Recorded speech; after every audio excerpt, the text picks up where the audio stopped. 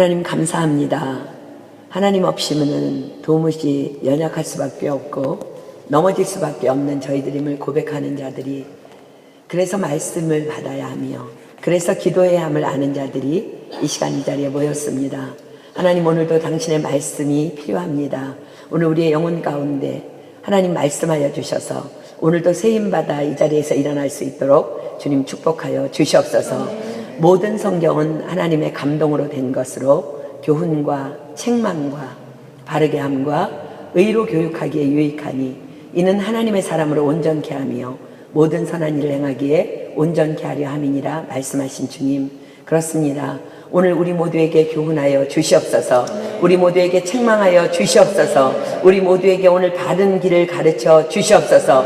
그래서 우리가 이 시간 이 자리에서 일어날 때는 하나님의 사람으로 온전되게 되며 정말 모든 선한 일을 행하기에 온전한 자로 거듭날 수 있도록 하나님 축복하여 주시옵소서. 말씀을 전하는 여종은 너무나도 미련하고 부족한 것 주님께서 아십니다. 혹이라도 한순간이라도 1분 1초라도 인간의 생각이나 사상을 섞지 못하도록 살아계신 성령 하나님 간섭하여 주셔서 오직 하나님께서 담아주신 메시지만 정확하게 전달할 수 있도록 도구로만 사용하여 주시옵소서. 이 시간 이 자리에서 놀라운 일을 행하실 그 주님을 기대하고 찬양하오며 이 모든 기도 예수님의 이름으로 감사하며 간절히 기도드립니다. 아멘. 우리 찬양팀 감사합니다. 우리 누가복음 18장 답히겠습니다. 누가복음 18장 1절로 8절까지 볼게요.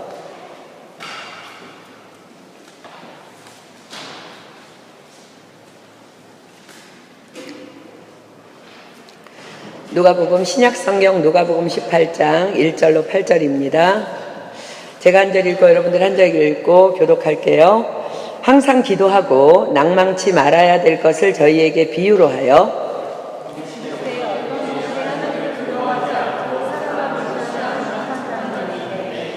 그 도시에 한 과부가 있어 자주 그에게 가서 내 원수에 대한 나의 원한을 풀어주소서 하되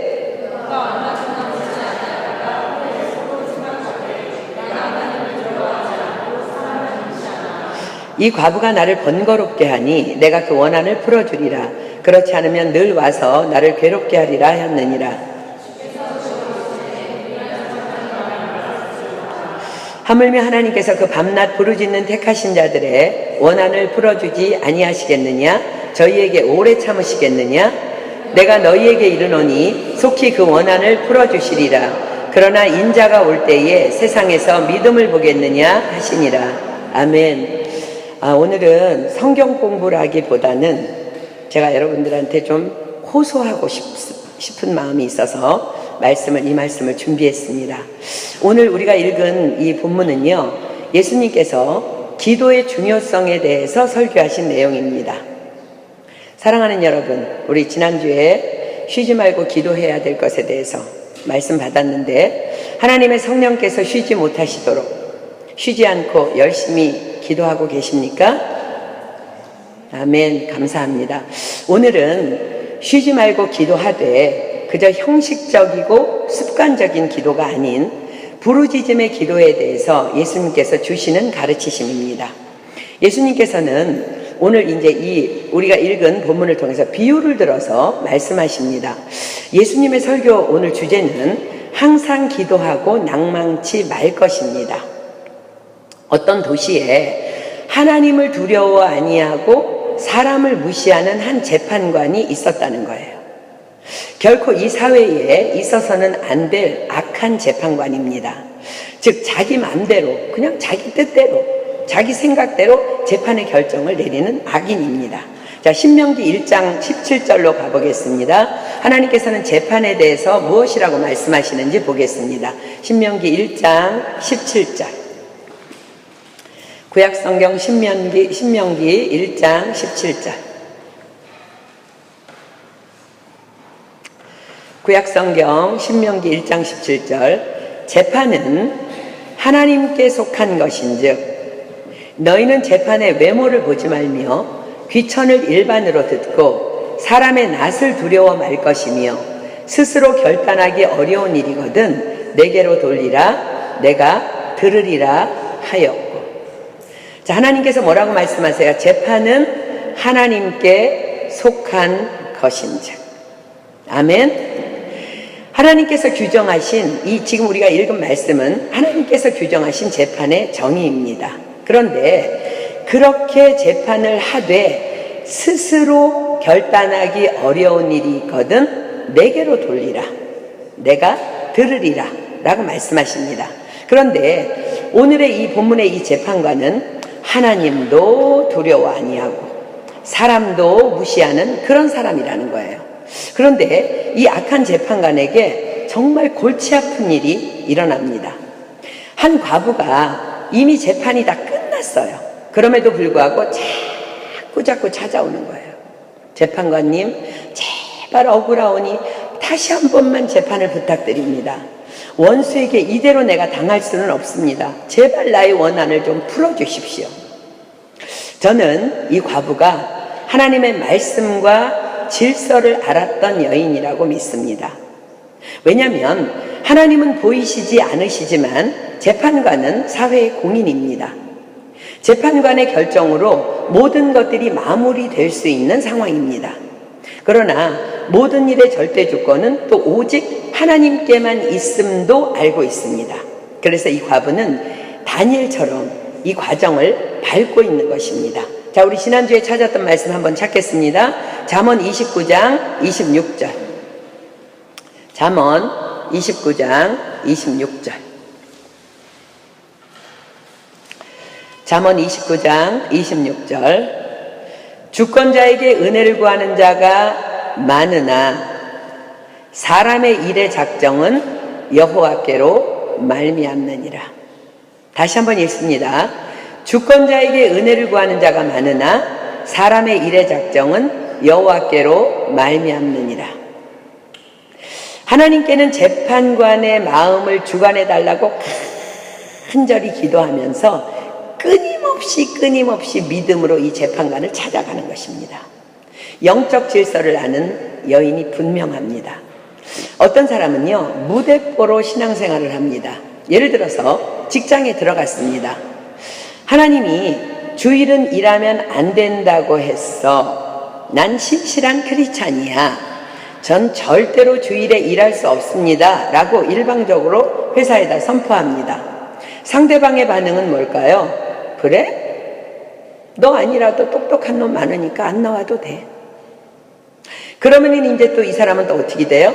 또 교회에 와서 하나님, 난 당신의 말씀 때문에 직장에서 쫓겨났고 의인들이 받는 핍박을 받았습니다. 주여, 제게 더 좋은 직장을 주시옵소서. 이런 사람들을 뭐라 그러냐면요, 그냥 미련곰퉁아리라 그래요. 자, 그럼 어떻게 해야 될까? 직장이 구해졌습니다. 간절히 기도하십시오. 하나님, 주권자에게 은혜를 구하는 자가 많으나 사람의 일의 작정은 여호와께로 말미암음을 제가 믿습니다. 주일에 일하지 않도록 상사에게 말씀드리려고 합니다. 주님 도와주십시오. 그러나 거절을 당한다면 제가 주일에 일하는 회사인 줄 알고 왔는데 일을 해야 한다니, 그러나 만약에 거절을 당한다면 하나님께서 원하시는 직장이 아닌 줄 알고 제가 포기하겠습니다. 더 좋은 직장을 주실 줄 믿습니다. 그러나 주님, 제가 이 직장에서 일할 수 있는 기회를 얻기를 소망합니다. 도와주십시오. 그러나 주님, 내 뜻대로 마옵시고 주님의 뜻대로만 하옵소서. 이런 깊은 하나님을 향한 신뢰의 기도가 있은 후에 말해야 하는 것입니다. 이런 경우 하나님의 뜻이라면 분명히 상관들에게 은혜를 입을 수 있도록 하나님께서는 분명히 일을 행하실 것입니다. 아멘. 우리 강도사님이 이 땅에서만 자라다가 한국에 군대를 가게 됐어요. 한국이라는 땅도 낯선데 군대는 더 적응하기가 어려웠을 것입니다. 그런데 한국에 있는 먼저 군대를 입대한 친구가 연락이 자주 오는 거예요. 군대에서는 절대 교회 가는 것이 어렵다는 거, 허용되지를 않는다는 거야. 자기는 교회 간다고 말했다가 맨날 두드려 맞고 있다는 거예요. 잘 각오하고 오라고. 그리고 그 친구는 3년 내내 교회 문제로 매를 맞고 교회를 겨우겨우 다닐 수 있었노라고 제대 후에 우리에게 소식을 전해주었습니다. 그러나 웬걸 이 상황을 알고 이제 강도사님은 들어갔어요.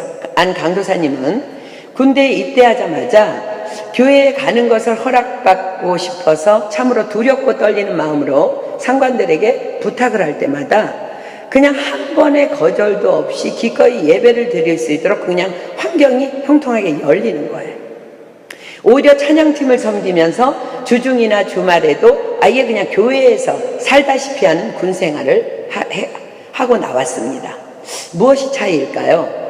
하나님을 향한 간절한 믿음의 기도가 우선되었기 때문입니다. 주권자에게 은혜를 구하는 자가 많으나 사람의 일의 작정은 여호와께로 말미암느니라. 아멘. 믿으십니까? 그렇습니다. 하나님은 살아계십니다. 지금 이 과부도 이 믿음으로 끊임없이 악한 재판관을 찾아갑니다.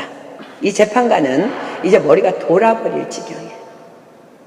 아무리 무시해도 아무리 밟아도 아무리 멸시해도 포기하지 않고 이렇게 끈질기게 찾아오니 내가 괴로워서 죽을 지경이 되었구나 하면서 그 여인의 사건을 다시 심의해서 그 여인의 원한을 드디어 풀어줍니다. 예수님께서 말씀하십니다. 본문 6절로 8절 보겠습니다. 주께서 또 가라사대 불의한 재판관의 말한 것을 들으라. 하물며 하나님께서 그 밤낮 부르짖는 택하신 자들의 원한을 풀어주지 아니하시겠느냐? 저희에게 오래 참으시겠느냐? 내가 너희에게 이르노니 속히 그 원한을 풀어주시리라. 그러나 인자가 올 때에 세상에서 믿음을 보겠느냐 하시니라.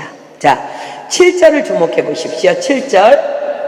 그 밤낮 부르짖는 택하신 자들의 원한을. 다시 읽습니다. 그 밤낮 부르짖는 택하신 자들의 원한을. 그렇습니다. 열쇠는 그 밤낮 부르짖는 택하신 자들입니다. 그 밤낮 부르짖는 택하신 자들의 원한을 풀어주지 않으시겠느냐? 저희에게 오래 참으시겠느냐? 내가 너희에게 이르노니 속히 그 원한을 풀어주시리라. 그렇습니다. 열쇠는 부르짖음의 기도입니다. 그것도 밤낮으로 항상 부르짖으며 낭망치 않는 기도가 그 여인의 해답의 열쇠였습니다. 이 여인의 응답은 밤낮 부르짖은 기도로 응답받은 것인데, 그런데 안타깝게도 이런 부르짖음의 기도가 이 시대에 찾아보기 힘들다는 것입니다. 아니 어쩌면 우리 교회 안에서도 찾아보기 힘들다고 말하는 것이 옳을 수도 있어요. 그러면서 하나님께서는 내 기도에 응답하시지 않으신다면서 투덜투덜대면서 원망하며 기도를 포기하고 중단합니다. 8절에서 말씀하십니다. 그러나 인자가 올 때에 세상에서 믿음을 보겠느냐 하시니라. 이런 자가 쉽지 않다는 거예요. 주님 오시는 날.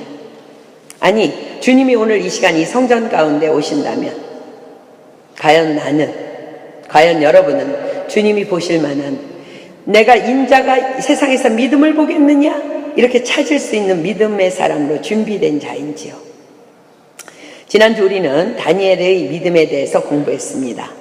자, 다니엘이 과연, 지난주에 기억하세요? 다니엘이 과연 환관장에게 은혜를 구할 때 기도 없이 그냥 나가서 은혜를 구했을까? 그냥 가서 나는 하나님의 사람이니까 이건 먹을 수 없어. 환관장님, 저는 채식을 먹어야 하겠습니다. 그랬을까요? 우리는 너무 성경을 쉽게 봅니다. 아닙니다. 그렇지 않습니다. 분명히 다니엘은 피와 땀을 쥐어짜내는 기도의 싸움이 먼저 있었던 것입니다. 주여 도와주십시오. 당신의 율법을 어기지 않으려는 나를 불쌍히 여겨주십시오. 끈질긴 그의 기도 가운데 하나님께서는 그에게 말씀을 보내신 것입니다. 자, 시편 말씀 다시 한번 찾겠습니다. 시편 107편 19절로 20절. 자, 여러분들은 고난이 올 때 하나님이 고난의 문제를 척척 천사들을 파송해서 아니면 막 사람들을 붙여서 해결해 주시기를 원해. 하나님은 그렇지 않다고 말씀하십니다. 시편 107편 19절로 20절. 이에 저희가 그 근심 중에서 여호와께 부르짖음에 그 고통에서 구원하시되 저가 그 말씀을 보내어 저희를 고치사 위경에서 건지시는도다. 아멘. 어떤 말씀을 보내셨을까? 우리 지난주에 공부한 거 기억납니까? 다니엘이 피땀 흘려 기도하는데 어떤 말씀을 주었기 때문에 다니엘이 일어났어요? 주권자에게 은혜를 구하는 자가 많으나 사람의 일의 작정은 여호와께로 말미암느니라. 고통 가운데 부르짖어 기도하다가 이 말씀을 받은 것입니다. 착각하지 마십시오. 여러분들 착각하지 마십시오. 우리는 죄 가운데 살고 있어요.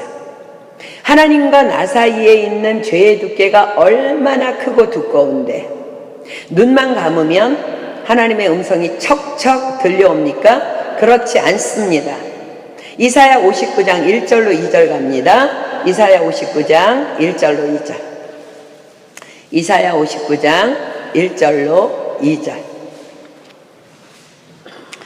이사야 59장 1절로 2절.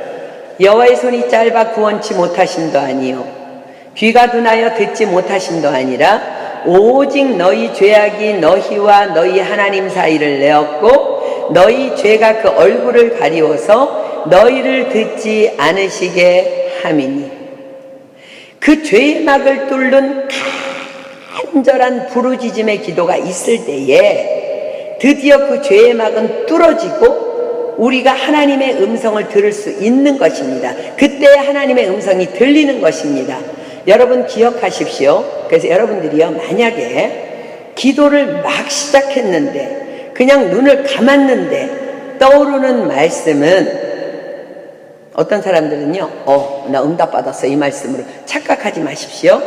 떠오르는 말씀은 대부분이 내가 받고 싶은 말씀이거나 내가 암송하고 있었던 말씀 중에 하나일 뿐임을 기억하십시오. 왜 그래요? 사단도 예수님이 40일 금식할 때 말씀을 가지고 와서 대적했어요. 그렇기 때문에 만약에 여러분들이 기도를 시작할 때의 말씀을 받았다면 적어도 30분 이상은 부르짖어 기도하며 여전히 이 말씀으로 나에게 말씀하고 계신지를 컨펌 받아야 합니다. 다니엘은 그런 기도 중에 말씀을 받았습니다. 그리고 확신이 섰습니다. 그래서 환관장에게 나아가 왕의 진미와 포도주를 먹지 않도록 도움을 요청했고 응답받았기 때문에 당연히 응답하신 하나님께서는 환관장에게 다니엘로 은혜를 얻도록 역사하셨던 것입니다. 자, 예레미야 29장 피겠습니다. 예레미야 29장 12절로 13절. 구약성경 예레미야 29장 12절로 13절. 너희는 내게 부르짖으며 와서 내게 기도하면 내가 너희를 들을 것이요 너희가 전심으로 나를 찾고 찾으면 나를 만나리라. 아멘. 지금 예레미야 선지자는 부르짖음과 전심으로 기도하는 것을 하나로 놓고 있습니다. 그냥 부르짖기만 소리만 지르는 것을 얘기하는 것이 아니라 전심으로 온 마음 다해 주님 앞에 기도하는 것을 얘기하는 거예요. 만약에 막 부르짖음의 기도에만 막이 뚫린다면 북한에 있는 성도들이나 중국의 지하교회 성도들은 하나님 앞에 응답 못 받게요? 그렇지 않아요. 전심으로 온 마음 다해 믿음으로 하나님 앞에 간절한 마음으로 부르짖어 기도하는 거예요. 그렇습니다. 부르짖 때 전심으로 온 마음 다음에 하나님을 찾고 찾아야 하는 것입니다. 지난주 우리 말씀 받은 대로 또 다니엘은 사자굴에 들어갈 위기에 처했습니다. 그러나 그는 전에 행하던 대로 하루 3번씩 그것도 창문을 열어놓고 하나님께 감사 기도를 올려드렸습니다. 어떻게 그럴 수 있었을까요? 그렇습니다. 이 일에 대해 그는 이미 전심으로 부르짖어 기도했고 또 기도하는 그의 기도에 하나님께서는 또 말씀으로 확신시켜 주셨기 때문입니다. 자, 예레미야 33장 1절로 3절 갑니다. 예레미야 33장 1절로 3절. 예레미야가 아직 시위대 뜰에 갇혔을 때에 여호와의 말씀이 그에게 다시 임하니라. 가라사대 일을 행하는 여호와, 그것을 지어 성취하는 여호와, 그 이름을 여호와라 하는 자가 이같이 이르노라. 너는 내게 부르짖으라. 내가 내게 응답하겠고 내가 알지 못하는 크고 비밀한 일을 내게 보이리라. 아직 시위대 뜰에 갇혀 있을 때, 이 말은 문제 앞에 갇혀 있을 때입니다. 다니엘이 문제 앞에 갇혔습니다. 기도하는 가운데 하나님께서 말씀이 떠오르게 하시면서 모든 것을 처리할 일들을 지혜를 주십니다. 지금 내가 이 사자굴에 들어가야 되는 이 일조차도 이 일을 행하시는 분은 하나님이시구나. 하나님은 모든 상황의 절대 주권자이시니까 지금 그분이 말씀하고 계시네. 이 일을 지으셨으니 성취하시겠다고. 이 일로 하나님의 영광을 보여주시려는 계획이구나. 기도만 하라 하시네. 그냥 단지 전심으로 나를 찾으라고 하시네. 부르짖으라고 하시네. 그러면 크고 비밀한 일을 보여주시마 약속하시는구나. 이 확신이 있었기 때문에 그는 왕의 어인이 찍힌 것을 알고도 습관대로 전에 행하던 대로 열린 창에서 하루 3번 기도할 수 있었고 담대히 사자굴에 들어갈 수 있었던 것입니다. 사람을 두려워하면 올무에 걸리게 되거니와 여호와를 의지하는 자는 안전하리라. 아멘. 자, 우리 한 사람 더 볼까요?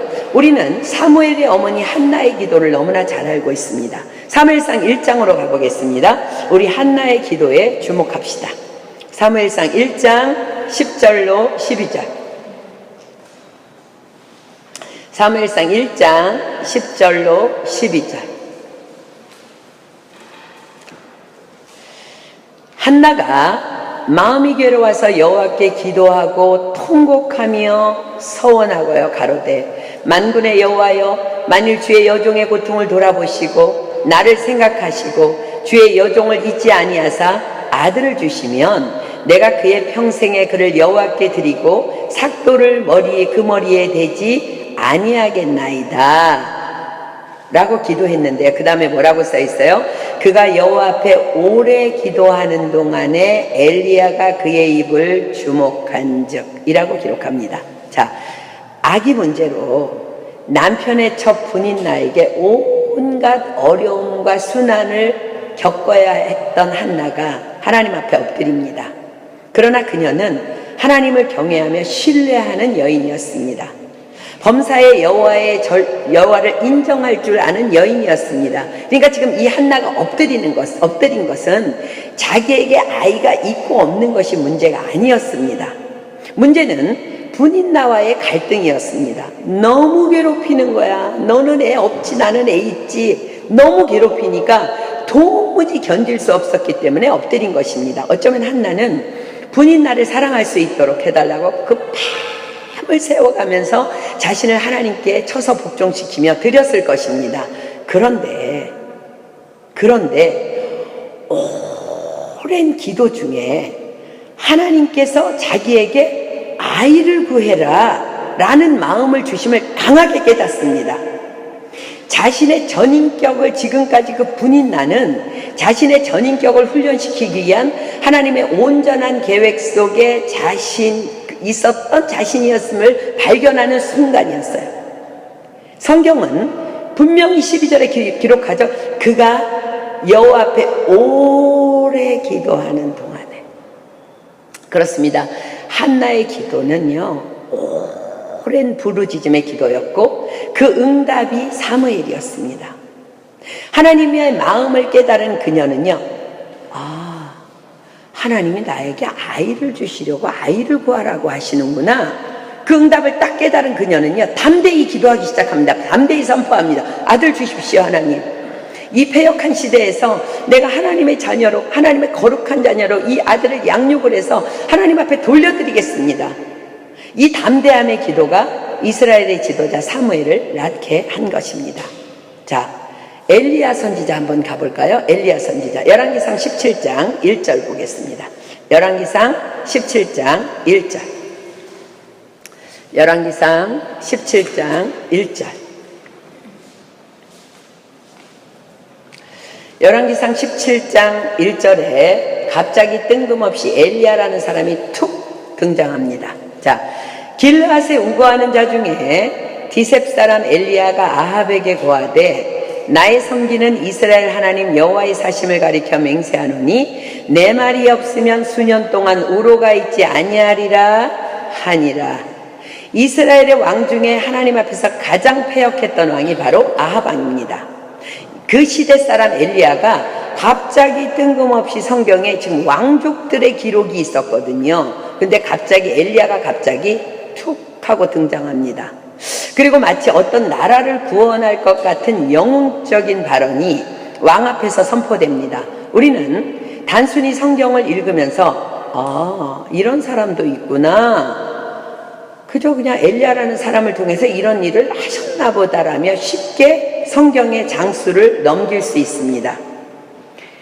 그러나 우리의 삶이 말씀 까닭에 파워풀하지 못하게 사는 이유가 바로 그냥 넘어가는 거예요. 성경을 영의 눈으로 자세히 들여다보아야 합니다. 엘리야는 그 패역한 시대를 살아가면서 하나님께 엎드립니다. 하나님, 이 세대를 어찌하오리까?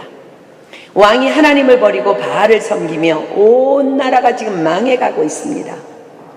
하나님, 왕에게 속아서 온 백성들도 풍요와 다산 그리고 비를 주는 신이 바알이라고 믿고 있습니다.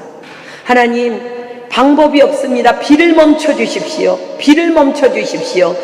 당신만이 하나님이심을 이 나라가 이 백성이 알게 하여 주시옵소서 라고 기도한 거예요. 야고보서는요, 이렇게 기도하기를 엘리야가 6개월을 했다고 기록합니다. 자, 야고보서 5장 17절로 18절 갑니다. 야고보서 5장 17절로 18절. 야고보서 신약성경 야고보서 5장 17절로 18절.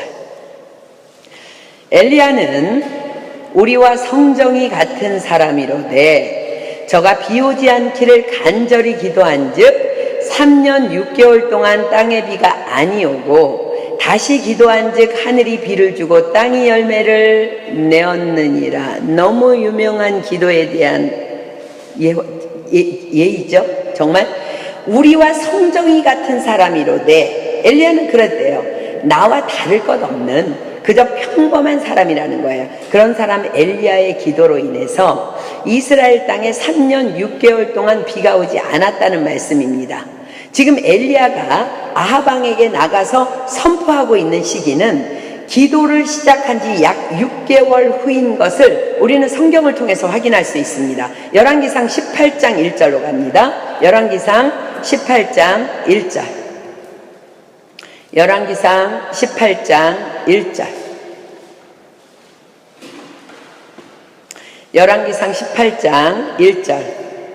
많은 날을 지내고, 이것은 지금 아합에게 엘리야가 선포한 그때부터입니다. 많은 날을 지내고 제3년에 여호와의 말씀이 엘리야에게 임하여 가라사대 너는 가서 아합에게 보이라. 내가 비를 지면에 내리리라. 그러니까 엘리야가 나라를 위해 기도를 시작한 지 6개월 만에 내 기도가 하나님께 상달되었구나. 내 기도를 하나님께서 듣고 계시는구나 라는 확신이 들었다는 거예요. 그리고 실제적으로 무슨 일이지? 비가 오지 않고 있었습니다. 그래서 그는 담대히 아합 왕 앞에 나가서 선포할 수 있었던 것입니다. 자, 열왕기상 17장 1절 우리가 다시 한번 주목해서 봅시다. 길르앗에 우거하는 자 중에 디셉 사람 엘리야가 아합에게 고하되 나의 섬기는 이스라엘 하나님 여호와의 사심을 가리켜 맹세하노니 누구 말이 없으면, 내 말이 없으면, 엘리야의 말이 없으면, 내 말이 없으면 수년 동안 우로가 있지 아니하리라 하니라. 내 말이 없으면, 이것은 하나님께서 반드시 그리하실 것이라는 엘리야의 담대한 믿음의 선포입니다. 요한복음 14장 피겠습니다. 요한복음 14장 12절로 14절. 요한복음 14장 12절로 14절. 엘리야는 우리와 성정이 같은 자라고 했어요. 예수님께서는 우리도 할 수 있다고 말씀하십니다. 내가 진실로 진실로 너희에게 이르노니 나를 믿는 자는 나의 하는 일을 저도 할 것이요 또한 이보다 큰 것도 하리니 이는 내가 아버지께로 감이니라. 아버지께로 가셔서 누구를 보내셔요? 성령님을 보내시기 때문에 성령의 능력으로 할 수 있다는 거야. 너희가 내 이름으로 무엇을 구하든지 내가 시행하리니 이는 아버지로 하여금 아들을 인하여 영광을 얻으시게 하려 함이라. 내 이름으로 무엇이든지 내게 구하면 내가 시행하리라. 아멘. 믿으십니까? 믿으십니까? 그러면 기도하십시오.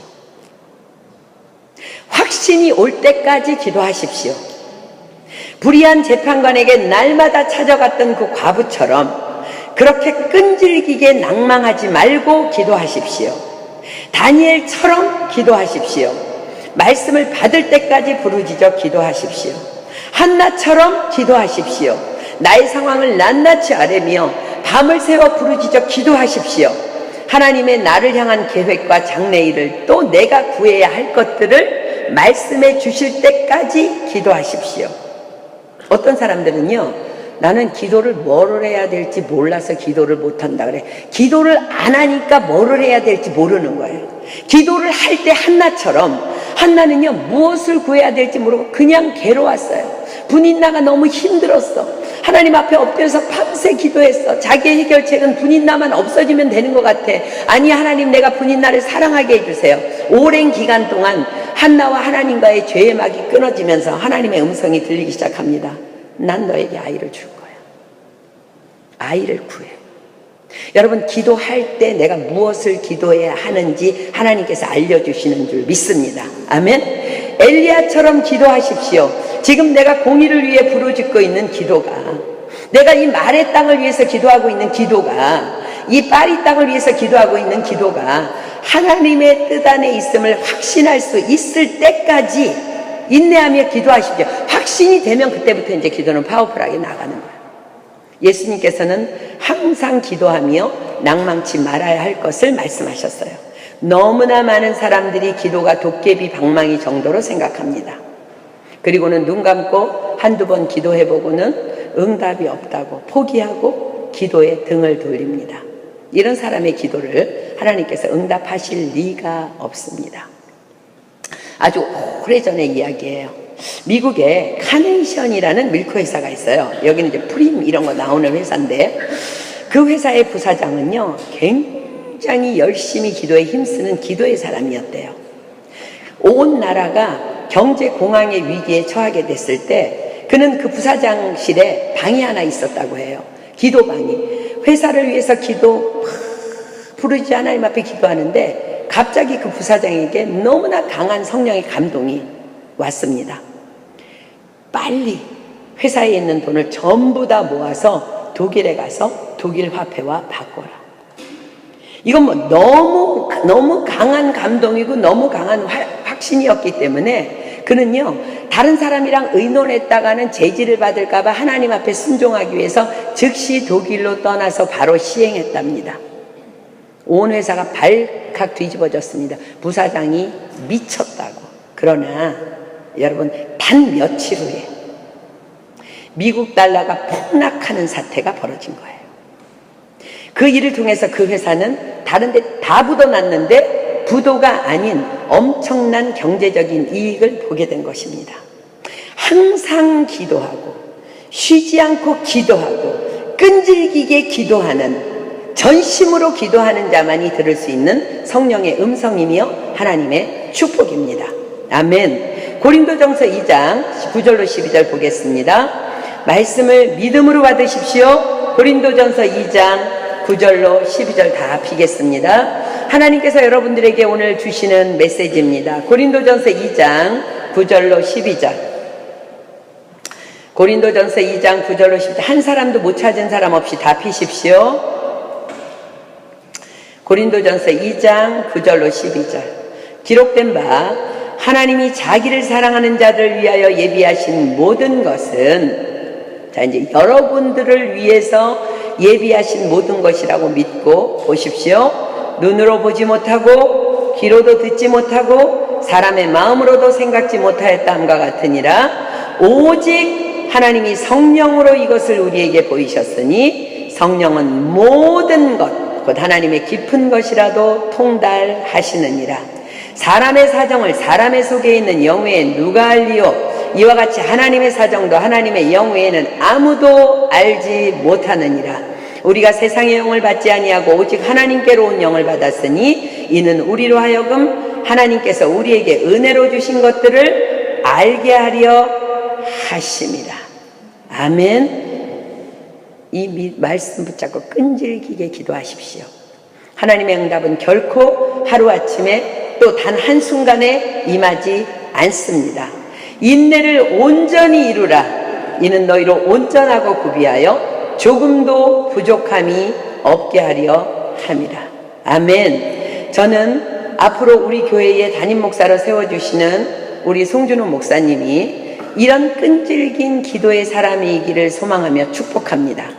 또한 교회를 섬기는 우리 모두도 다 이런 끈질기고 낭망치 않으며 쉬지 않고 부르짖어 기도하는, 그래서 날마다 하나님의 음성으로만 살아가는 우리 모두가 되기를 축복합니다. 우리는 지금 사도행전적인 교회로 하나님께 영광 돌리기 위해서 몸부림치며 나아가고 있습니다. 사도행전적인 교회는, 즉 초대교회는 끈질긴 기도로 말미암아 성령으로 세워진 교회예요. 예수님께서는 승천하시기 전에 제자들이 회복의 때를 묻는 제자들에게 이렇게 당부하셨습니다. 회복의 때라는 것은 즉 우리가 원하는 응답의 때예요. 자, 사도행전 1장 6절로 8절 가겠습니다. 사도행전 1장 6절로 8절. 사도행전 1장 6절로 8절. 저희가 모였을 때에 예수께 묻자와 가로되 주께서 이스라엘 나라를 회복하심이 이때이니까 하니, 가라사대 때와 기한은 아버지께서 자기의 권한에 두셨으니 너희의 알 바 아니요 오직 성령이 너희에게 임하시면 너희가 권능을 받고 예루살렘과 온 유대와 사마리아와 땅끝까지 이르러 내 증인이 되리라 하시니라. 그리고 그들이 보이는 데서 예수님께서는 승천하셔서 하늘로 올리고 가셨습니다. 예수님께서 뭐라고 말씀하세요? 때와 기한은 아버지의 권한에 두셨으니 너희의 알 바 아니요. 그렇습니다. 때와 기한은 아버지의 권한입니다. 우리가 알 바 아니며 알 필요도 없습니다. 그런데 그걸 너무나 알고 싶어해. 그걸 알고자 하기 때문에 우리 인생이 복잡해지고 염려가 생기고 고민이 생기고, 원래 크리스찬 라이프는요 굉장히 심플한 거예요. 근데 그 심플한 삶을 살지 못하는 거예요. 이걸 알고 싶어 하니까 제자들은요 예수님의 말씀을 아멘으로 받았습니다. 오직 성령이 때와 기한은 아버지의 권한에 아멘. 알겠습니다. 오직 성령이 너희에게 임하시면 너희가 권능을 받고, 오직 성령이 너희에게 임하면 권능을 받고. 그렇습니다. 성령님께서 나에게 권능으로 임하시면 되는 것입니다. 주님이 계속 말씀하십니다. 성령이 임하시면 너희는 예루살렘과 온 유대와 사마리아와 땅끝까지 이르러 내 증인이 될 거야. 열방 가운데 증인된 삶을 살게 될 거라는 말씀입니다. 성령이 임하시기 전까지 제자들은요 사실 이 말씀이 무엇을 말씀하시는지 잘 몰랐습니다. 그러나 그들은 단지 그냥 한 말씀만 붙잡았어요. 때와 기한은 아버지의 권한에 두셨으니 너희가 알 바 아니요 오직 성령이 임하시면, 그 말씀만 붙잡는 거야 라고 말씀하시면서 내가 너희에게 성령을 보내줄 것이라는 그 약속을 붙잡습니다. 그래서 그들은요 때와 기한은 알지 못하지만 믿음으로 함께 예루살렘의 한 장소에 모였습니다. 그리고 오로지 약속하신 성령님을 기다리며 전혀 기도하기를 힘쓰기 시작합니다. 하루, 이틀, 사흘, 독하죠? 안 흩어지는 거야. 그 약속을 받았기 때문에. 때와 기한은 모르지만 성령이 임하면, 아무튼 성령의 권능이 임하면 우리가 증인이 된대. 그냥 날마다 모여서 그냥 기도했어요. 믿음을 가지고. 때가 언제인지 모르지만 낭망치 아니하고 약속하신 성령님만 기다렸습니다. 드디어 성령님이 오신 그날은 오순절 날이었습니다. 그러니까 예수님께서 승천하신 지 10일째 되는 날이었어요. 오순절은 유월절 다음 날로부터 50일이 지난 날을 말합니다. 예수님께서는 유월절 어린 양으로 잡히셔서 십자가형을 당하셨기 때문에 예수님께서 십자가에서 죽으시고 부활하신 지 50일째 되는 날입니다. 이 절기는 유대인들이 보리 농사의 수확을 끝내고 보리로 만든 이제 2개의 떡을 바치는 제삿날이기 때문에 당시 예루살렘에는 이 절기를 지키기 위해서 모여든 사람들이 역사학자들, 성경학자들의 말에 의하면 약 30만 명 정도는 유대인이 모여 있을 것이라고 추정합니다. 그날 그 오순절날 약속하신 성령님이 호련히 제자들에게 임하신 것입니다. 자, 사도행전 2장 1절 피겠습니다. 사도행전 2장 1절부터 13절까지 우리 교독해서 집중해서 지금 마치 우리가 그날을 맞이한 것처럼 우리 교독합니다. 오순절날이 이미 이름에 저희가 다 같이 한 곳에 모였더니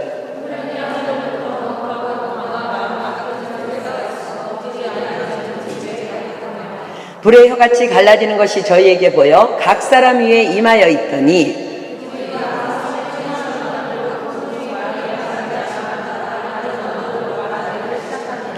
그때 경건한 유대인들이 천하 각국으로부터 와서 예루살렘에 우거하더니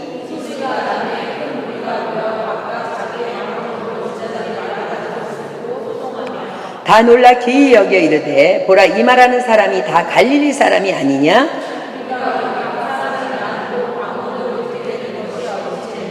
우리는 바디인과 메데인과 엘림인과 또 메소보다미아 유대와 가바도기와 본도와 아시아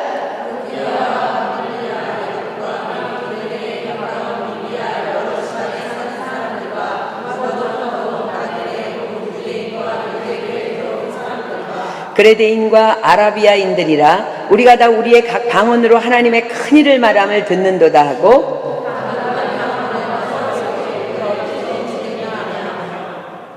또 어떤 이들은 조롱하여 가로되 저희가 새술이 취하였다 하더라. 호련히 그렇습니다. 때와 기한은 아버지의 권한에 두셨기에 우리는 그때와 시기를 알지 못합니다. 그러나 인내하며 모여 기도하던 제자들에게 예수님께서 보내시마 약속하신 성령이 호련히 그날 오순절날 임하신 것입니다. 성경이 기록합니다. 하늘로부터 급하고 강한 바람 같은 소리가 있었다고 기록합니다. 태풍이 잦은 지역의 사람들은요, 지금도 미국 저쪽하고 멕시코 쪽에 태풍이 불어서 난리가 났는데 태풍이 잦은 지역의 사람들은 이 급하고 강한 바람 소리가 멀리서부터 들려오면은요, 공포감에 두려워서 덜덜 떨 수밖에 없다고 합니다. 왜냐하면 점점 다가오는 그 소리가 얼마나 강력한 파괴력을 동반하고 있는지 그들은 너무나 잘 알고 있기 때문입니다. 그런데 제자들이 모여 기도하고 있던 예루살렘의 한 장소인 바로 그곳에 온 유대 사람들이 다 들을 수 있도록 급하고 강한 바람 소리와 함께 하늘로부터 성령님이 임하셨던 것입니다. 저희 앉은 온 집에 가득했다고 했어요. 임하신 성령님은 저희 앉은 온 집에 가득하셨습니다. 어디에 가득했다고? 저희 앉은 온 집에 예루살렘에 가득했던 것이 아니라 불의 혀같이 갈라지는 것이 저희에게 보이면서 각 사람 위에 임하여 있대. 자, 불의 혀같이 갈라지는 것. 우리 왜 TD 가면은 막 성령을 막 불로 표현하죠. 막 불꽃, 그지? 그게 지금 120문도 머리마다 이렇게 있는 것이 자기들이 보는 거야. 자기들이 보였다는 거예요. 저희가 다 그러자 저희가 다 성령의 충만함을 받고 즉시 다 성령의 충만함을 받고 성령이 말하게 하심을 따라 다른 방언으로 말하기를 시작하니라. 그러더니 그들의 입에서요, 성령의 말하게 하심을 따라 다른 방언으로 말하기를 시작합니다. 성경이 기록합니다. 그때 이 소리를 들은 예루살렘 사람들과 절기를 지키기 위해 각국에서 모여있는 유대인들이요, 그곳으로 막 몰려드는 거야. 달려온 거야. 막 이게 무슨 일이야? 급하고 강한 바람 소리를 듣고 이 무슨 소린가 깜짝 놀라서 모여들어서 근데 와보니까 그들이 각각 자신의 나라의 방언으로 기도를 하고 있는 것을 듣게 돼요. 사도행전 2장 7절부터 13절 제가 다시 볼게요. 다 놀라 기이 여겨 이르되 보라 이 말하는 사람들이 다 갈릴리 사람이 아니냐. 우리가 우리 각 나라의 난곳 방언으로 듣게 되는 것이 어찌미뇨. 우리는 바데인과 메데인과 엘림인과 메소보다미아 유대와 갑바도기와 본도와 아시와 부르기아와 밤빌리아 애굽과 및 구레네에 가까운 리비아 여러 지방에 사는 사람들과 로마로부터 온 나그네 곧 유대인과 유대교에 들어온 사람들과 그레데인과 아라비아인들이라. 우리가 다 우리의 각 방언으로 하나님의 큰 일을 말함을 듣는도다 하고 다 놀라며 의욕하여 서로 가로되 이 어찐 일이냐 하며 또 어떤 이들은 조롱하여 가로되 저희가 새술이 취하였다 하더라. 제자들이요 약 16개국 이상 언어의 방언으로 막 기도하며 찬양하고 있었다는 거예요. 그들이 이렇게 소리칩니다. 그들이 모여든 사람들이 막 이렇게 11절에 이렇게 소리질러 우리가 다 우리의 각 방언으로 하나님의 큰 일을 말함을 듣는도다. 그 방언들이 자기에게 들린 거야. 제자들은 방언으로 기도했지만 그들은 자기 나라 말로 들은 거야. 그들은 놀라기도 하고 의심하기도 하면서 이 어쩌미냐 당황합니다. 제자들이 다 각 방언으로 하나님의 큰 일을 말했다고 성경이 기록합니다. 어떤 큰 일을 찬양했을까? 방언은요 고린도전서 14장에 보면은요 하나님은 방언으로 말하는 하나님을 찬양하고 하나님을 경배하고 하나님을 높이고 감사하는 언어가 방언이라고 기록되어 있어요. 어떤 큰 일을 찬양했을까? 예수님 당신은 그리스도이십니다. 예수님 당신은 하나님의 아들이십니다. 예수님 당신은 죽은 자 가운데서 다시 살아나셨습니다. 예수님 당신은 부활하셨고 승천하셨습니다. 할렐루야 예수님을 찬양합니다. 아들을 살리신 하나님을 찬양합니다. 자신들이 십자가에 못 박은 그 예수를 제자들이 각 나라 방언으로 찬양하고 있는 이 광경은 정말 놀라운 장면이었을 거예요. 그러나 어떤 이들은 허허 저 사람들은 술 취했구만 조롱하기도 합니다. 그때 베드로가 사도들과 함께 일어납니다. 자, 사도행전 2장 14절부터 저와 함께 41절까지 교독하겠습니다. 베드로가 11사도와 같이 서서 소리를 높여 가로되 유대인들과 예루살렘에 사는 모든 사람들아 이 일을 너희로 알게 한 것이 내 말에 알게 할 것이니 내 말에 귀를 기울이라.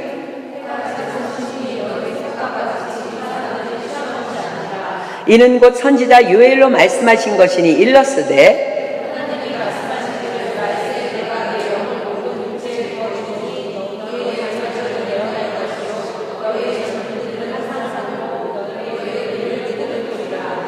그때 내가 내 영으로 내 남종과 여종들에게 부어주리니 저희가 예언할 것이요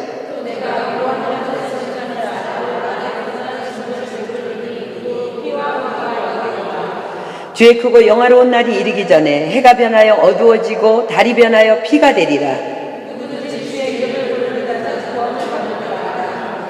이스라엘 사람들아 이 말을 들으라. 너희도 아는 바에 하나님께서 나사렛 예수로 큰 권능과 기사와 표적을 너희 가운데서 베푸사 너희 앞에서 그를 증거하셨느니라.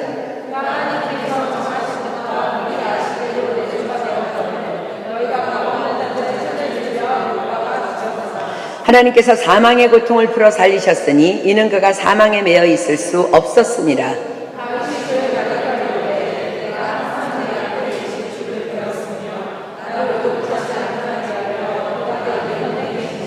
이러므로 내 마음이 기뻐하였고 내 입술도 즐거워하였으며 육체는 희망에 거하리니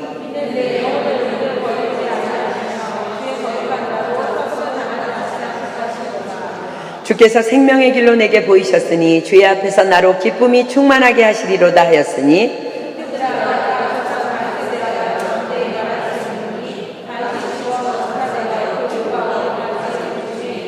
그는 선지자라. 하나님이 이미 맹세하사 그 자손 중에서 한 사람을 그 위에 앉게 하리라 하심을 알고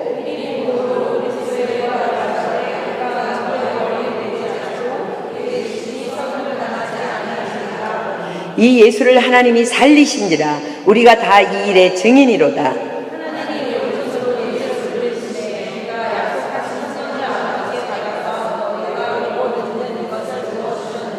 다윗은 하늘에 올라가지 못하였으나 친히 말하여 가로되 주께서 내 주에게 말씀하시기를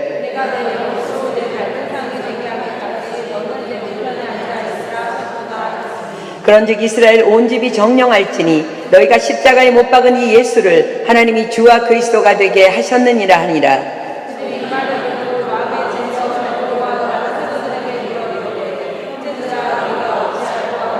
베드로가 가로되 너희가 회개하여 각각 예수 그리스도의 이름으로 세례를 받고 죄사함을 받으라.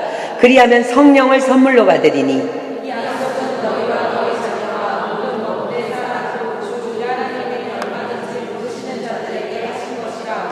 또 여러 말로 확증하며 권하여 가로되 너희가 이 패역한 세대에서 구원을 받으라 하니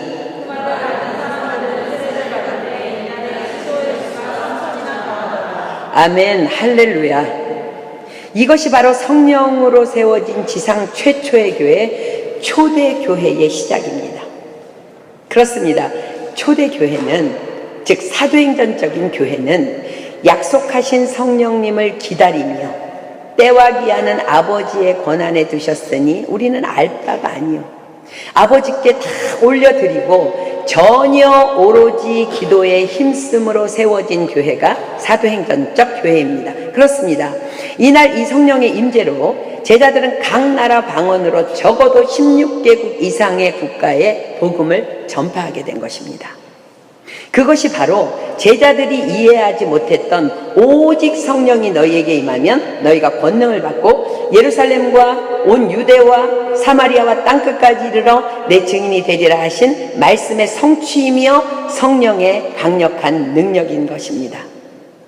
사랑하는 여러분, 언제가 우리의 삶의 회복의 때인지 응답의 때인지 우리는 아무도 알 수 없습니다.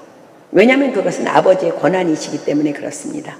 그렇게 다만 우리는 전혀 오로지 기도에 힘쓰면 되는 것입니다.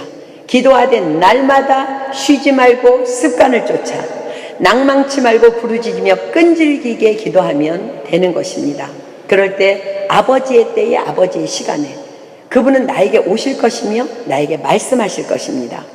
초대교회 성도들은, 즉 사도행전적 교회는 이렇게 기도하기에 힘쓰다가 성령으로 세워진 교회이기 때문에 당연히 우리가 지금 10가지 기도 제목을 가지고 우리가 이런 교회가 되게 하여 주시옵소서 하고 토요일마다 기도하는, 당연히 그들은 이렇게 해서 세워진 교회이기 때문에 모이기에 힘쓸 수 있었습니다.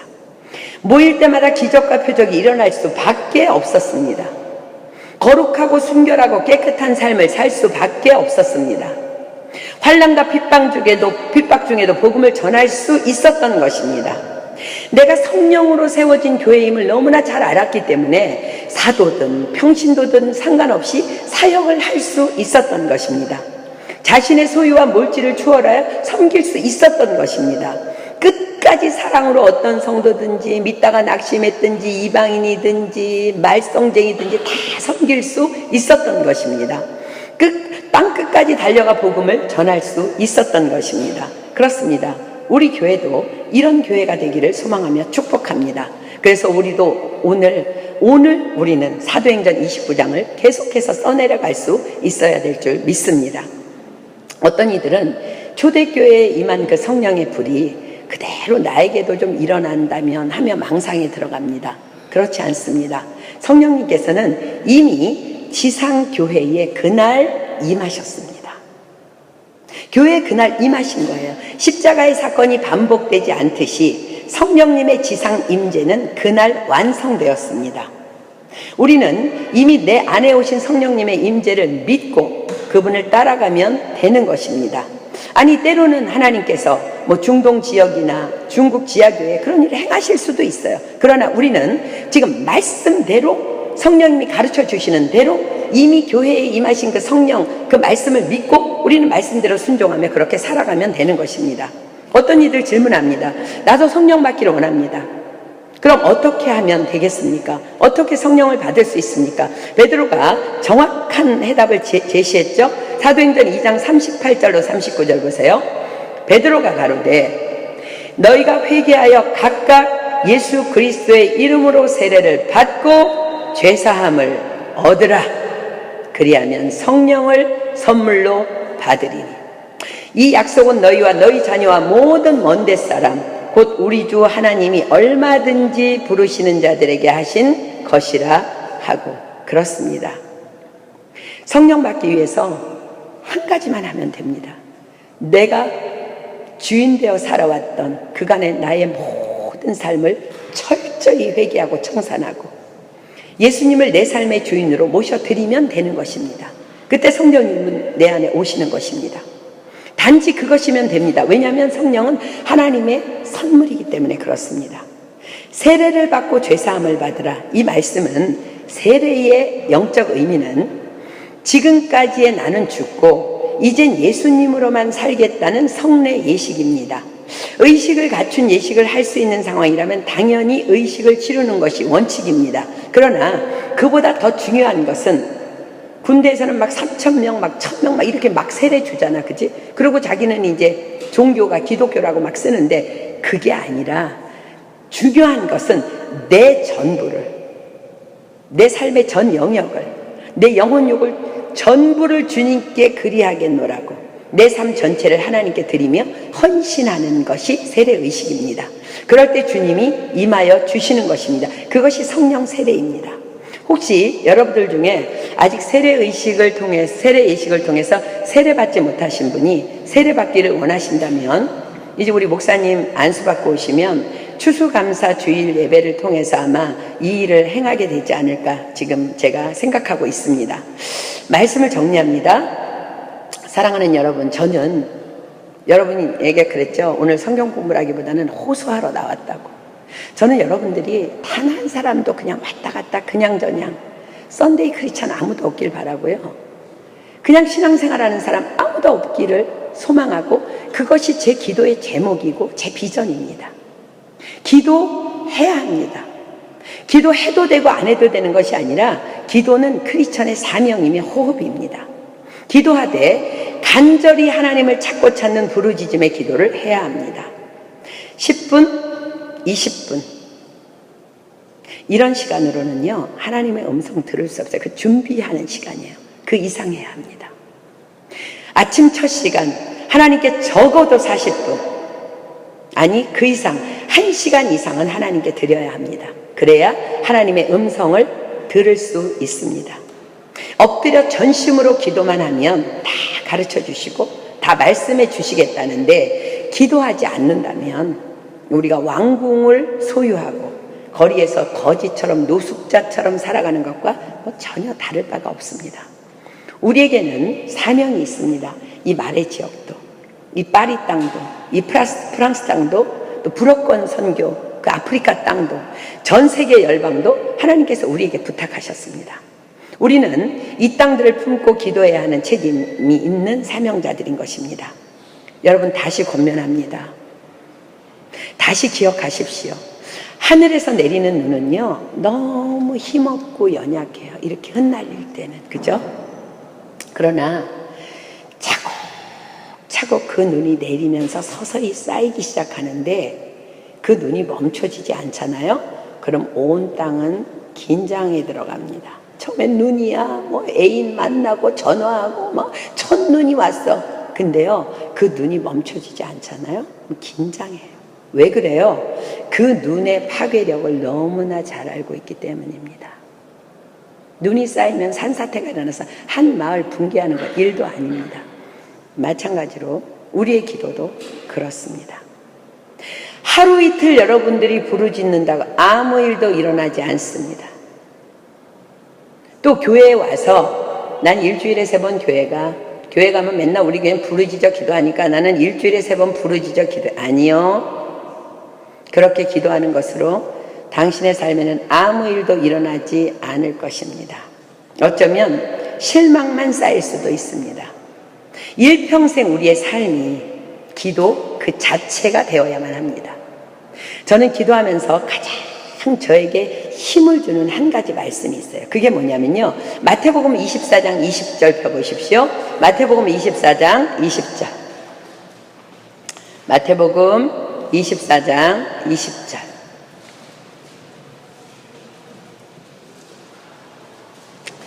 마태복음 24장 20절. 예수님이 제자들에게 말씀하시는 장면입니다. 너희의 도망하는 일이 겨울에나 안식일에 되지 않도록 기도하라. 제가 다시 읽습니다. 너희의 도망하는 일이 겨울에나 안식일에 되지 않도록 기도하라.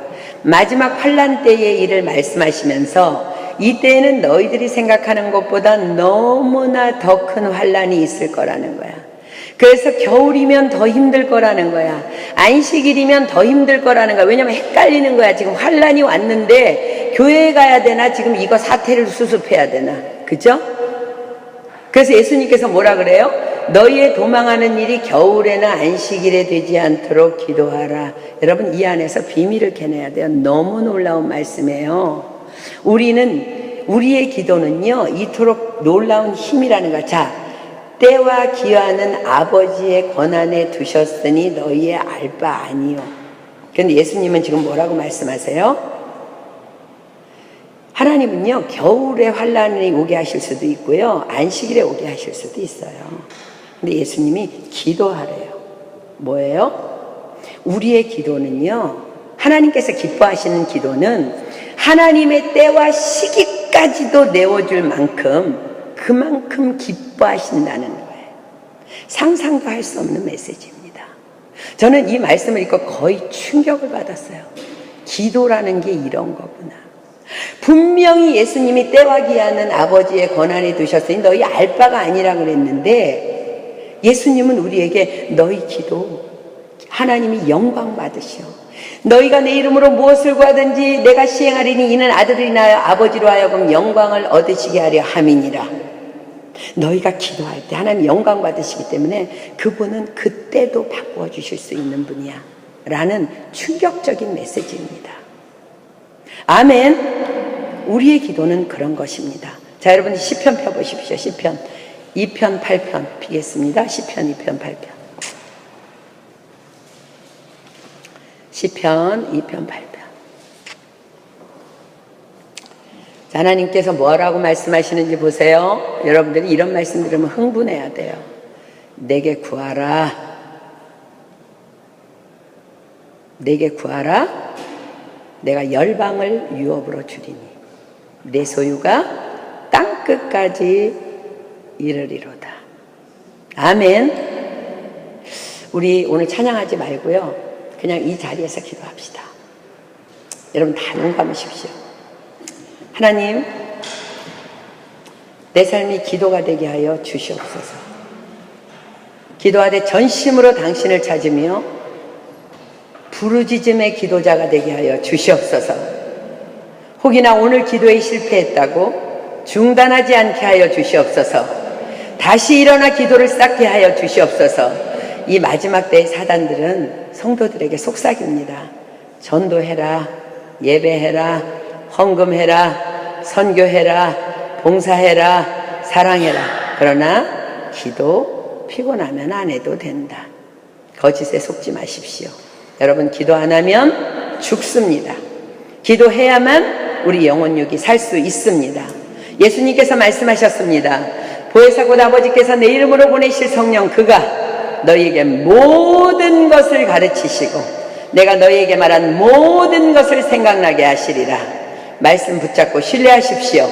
다만 기도의 사람 되게 하여 주시옵소서. 내가 그 사람 되게 하여 주시옵소서. 온 교회가 기도의 공동체가 되게 하여 주시옵소서. 우리 교회에 새로 세우시는 우리 담임 목사님이 이러한 기도자가 되게 하여 주시옵소서. 이 시간 우리 주여 삼창합니다. 시작!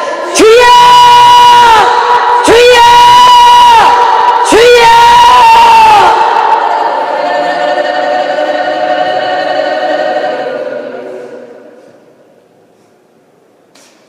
때와 기한은 아버지의 권한에 두셨으니 너희 할 바 아니요 오직 성령이 너희에게 임하시면 너희가 권능을 받고 예루살렘과 온 유대와 사마리아와 땅끝까지 이르러 내 증인이 되리라 하시니라.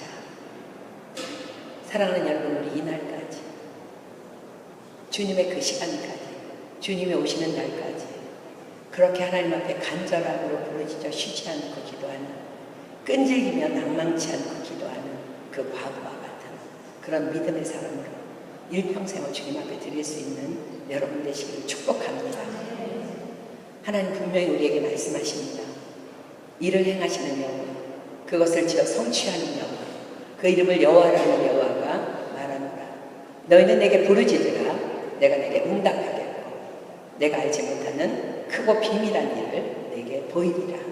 하나님께서 여러분의 그 끈질기고 집요한 기도에 분명히 크고 비밀한 일들을 보여주실 것이며, 우리는 그 보여주시는 그 길 따라 거룩하고 순결한 친구가 되어서 한 걸음 한 걸음 나아갈 때에 우리가 기도하고 있는 이 땅이, 이 파리 땅이, 마레 지역이, 프랑스 땅이, 온 열방이 우리의 기도의 사태로 말미암아 하나님의 부흥으로 점령되게 될 것을 믿습니다.